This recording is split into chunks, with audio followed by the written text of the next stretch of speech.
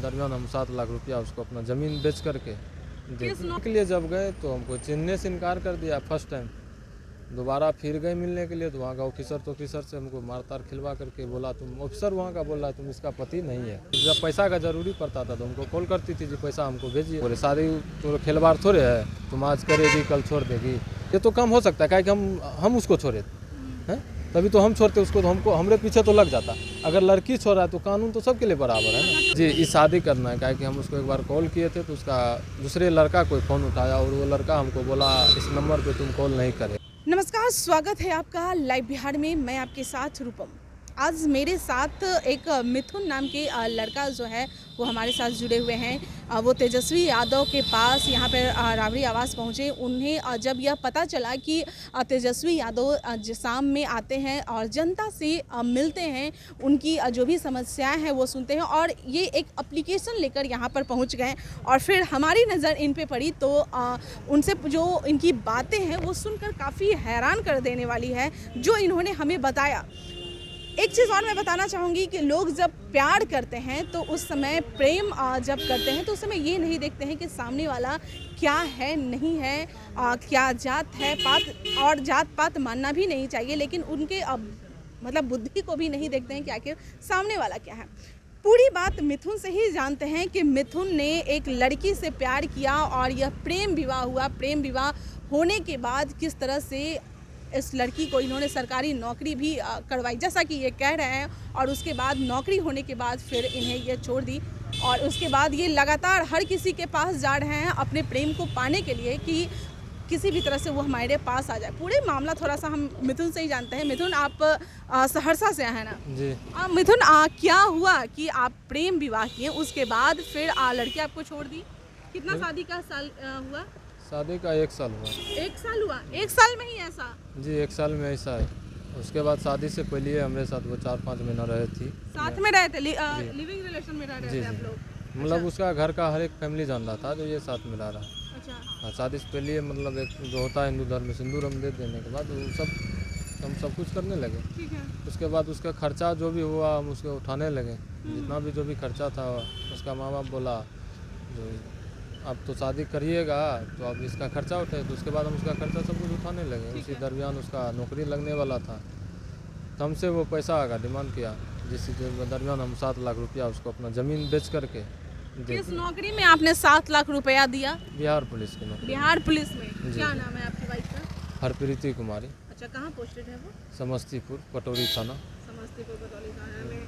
तो 7 लाख रुपया आपने उन्हें घूस में दिया। अगर लड़की से हम ये पूछें तो वो तो नहीं कहेंगी कि हाँ मुझे 7 लाख रुपए। लड़की नहीं बोलेगी तो गांव का समाज तो बोल सकता है, हमारे गांव का आदमी बोल सकता है, उसके गांव का आदमी बोल सकता है। एक आदमी झूठ बोलेगा, 100 आदमी तो झूठ नहीं बोलेगा। अच्छा, क्या साक्ष्य है आपके पास? जैसे आप बोल रहे हैं 7 लाख रुपया, बहुत लोग तो ये भी, उनके मैके वाले चाहे कोई, बहुत लोग ये भी तो कह सकते हैं कि ये 7 लाख रुपया आप कुछ और में खर्च कर दिए हो और बोल रहे हो लड़की खुद अपने से नौकरी ली हुई हो। इसका प्रूफ हम दे सकते हैं। जिन लोग से हम बात किए हैं सब लोग यही बोला है जो न लड़का ज़मीन बेच के पैसा दिया। अगर हम बोल रहे हैं तो आप जाके पता उसके गांव में कर लीजिए, मेरे गांव में कर लीजिए, ज़मीन देख लीजिए। जो ज़मीन हम बेचे वो तो आप सब कुछ तो है, वो प्रूफ आप पता कर लीजिए।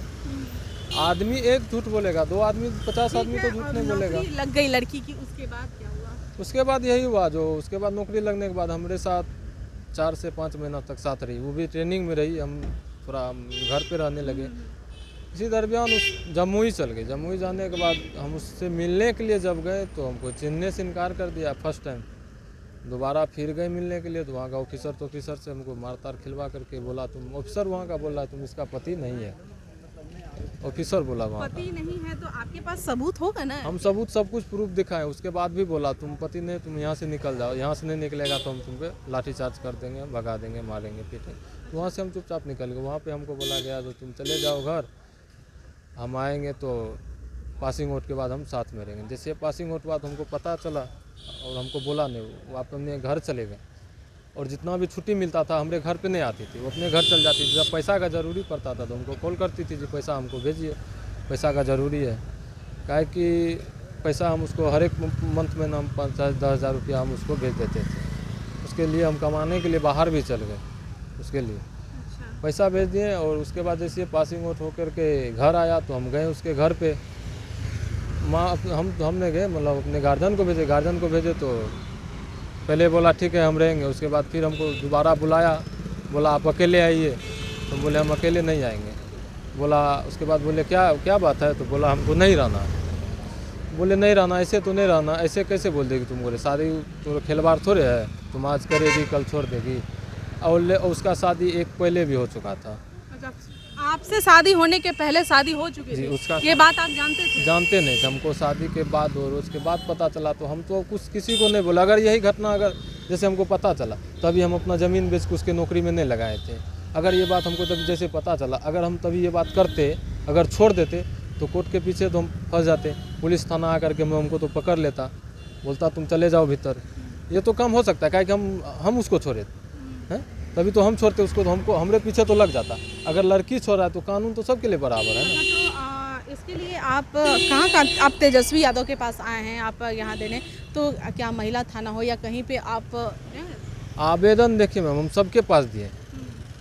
फर्स्ट टाइम हम गए समस्तीपुर आवेदन देने के लिए एसपी के पास, वहाँ आवेदन दिए, आवेदन दे करके वो बोला महिला थाना का केस है, महिला थाना मुझे भेज दिया। महिला थाना बोला उसके बाद यहाँ का मैटर नहीं है, आप जहाँ रह रहे हैं वहाँ का मैटर है। हम सहरसा गए, सहरसा एसपी के पास आवेदन दिए, आवेदन वहाँ का एसपी बोल रहा है जो यहाँ का मैटर नहीं है, आप समस्तीपुर जाइए। हमको जैसे देखे किस तरह से हमको नचा रहा, दौड़ा रहा। वहाँ के बाद फिर हम सहरसा थाना गए, जो मेरा थाना पड़ता है। हम हेल्पलाइन नंबर, महिला हेल्पलाइन नंबर था 181, उस पर भी फ़ोन धरा है। वो हमको बोला गया आप जाइए थाना, हमको बात कराइए। तो बात करते करते यही हो गया, वहाँ पे भी नहीं लिया गया। उसके बाद हम फिर गए समस्तीपुर एसपी के पास, एसपी के पास गए तो फिर हमको महिला थाना भेज दिया। महिला थाना गए तो उसके बाद बोला है कि जे प्रशासन के ऊपर कानून कार्रवाई करने के लिए पैसा है आपके पास, तो बोले मैडम हमारे पास तो पैसा नहीं है। बोला पैसा नहीं है तो प्रशासन के ऊपर कार्रवाई नहीं होता है, तुमको पता नहीं है, यही सब बात बोला। और आज हम अभी 3 महीना से घर से बाहर रह रहे हैं, जिसके पीछे उसके पीछे मेरा 15 लाख रुपया खर्चा हो गया, शादी से लेकर के जितना गाना गुड़िया सब कुछ हुआ, नौकरी में सब कुछ लेकर के खर्चा हो गया। और अब बोल रही है हमको नहीं रहना है। क्यों बोल रही है नहीं रहना है, क्या किसी से शादी करनी है, क्यों बोल जी, इस शादी करना है, क्या कि हम उसको एक बार कॉल किए थे तो उसका दूसरे लड़का कोई फ़ोन उठाया और वो लड़का हमको बोला इस नंबर पे तुम कॉल नहीं करेगा। तो हम उसको गाली गलौज सब कुछ धमकाए, बोले सुधर जाएगा। फोटो है आपके पास? फ़ोटो है, सब कुछ है, फ़ोटो है, वीडियो है, मंदिर का पेपर भी है, पूरा सब कुछ है, प्रूफ के साथ हम आए हैं। तो हम यही चाहते हैं मुझे न्याय मिले। हम हर जगह से थक गए हैं। अगर मेरा केस अगर पटना एक सवाल मेरे जहन में जो उठ रही है, मुझे थोड़ा सा आप साफ कीजिए।